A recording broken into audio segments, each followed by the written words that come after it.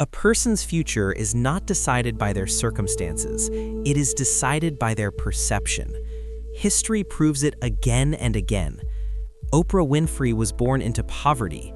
Jack Ma was rejected dozens of times. Colonel Sanders started KFC at 65. Some people rise from nothing and build empires. Others are given everything, yet remain ordinary. Why? Is success about money, education, connections, or is it something deeper? Today's story will reveal the answer, and by the end, you may begin to see yourself differently. At a crowded railway station, among the noise of announcements and rushing passengers, there sat a man who survived on alms. Every day he extended his hand toward strangers. Some ignored him. Some dropped a coin without looking at his face. Most walked past as if he didn't exist. To them, he was invisible. To himself, he was helpless. One afternoon, a sharply dressed gentleman stepped onto the platform. His polished shoes, confident walk, and tailored suit made him stand out. The beggar thought, "This man must be wealthy. Today I might receive something substantial." He hurried forward and stretched out his hand. But instead of reaching for his wallet, the gentleman asked calmly, "Do you only take from others, or have you ever given something in return?" The question felt like a slap. The beggar blinked in confusion. "Sir, I have nothing. I survive by asking. What could I possibly give?" The gentleman replied, "If you believe you have nothing to offer, then why should anyone offer you anything? I am a businessman. I believe in exchange. Bring me value, and I will gladly pay." With that, he boarded the train and disappeared. Silence fell heavier than rejection. The words echoed in the beggar's mind. If you want to receive, you must first give.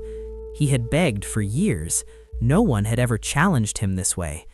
Was this the reason people avoided him? That night, he couldn't sleep. He stared at the ceiling, thinking, "Do I truly have nothing?"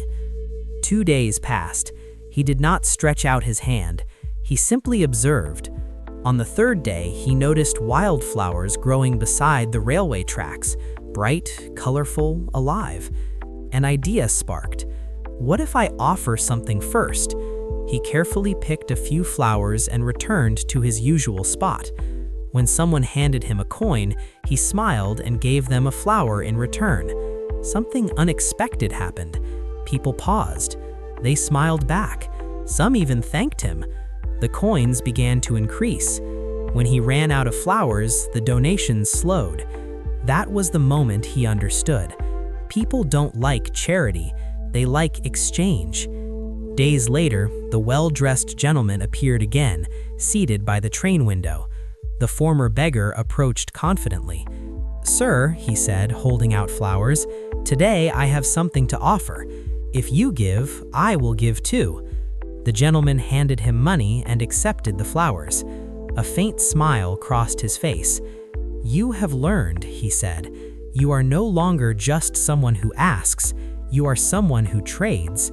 The train moved, but this time the man on the platform was different. For the first time in his life, he didn't feel small. He felt capable. A powerful realization struck him. I am not surviving on pity. I am providing value. That day, he made a decision. He would never beg again. 6 months later, 2 well-dressed men met at the same railway station. They shook hands politely. One of them studied the other's face. "Have we met before?" he asked. The other smiled.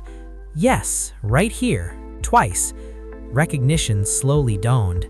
You used to sit here." "Yes," he replied calmly, "but now I own a flower distribution business. I supply vendors across the city." The businessman looked at him with admiration. What changed? The answer was simple. I stopped seeing myself as someone who lacked.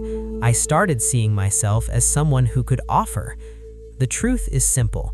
The world responds to the value you create. If you see yourself as powerless, you will act powerless.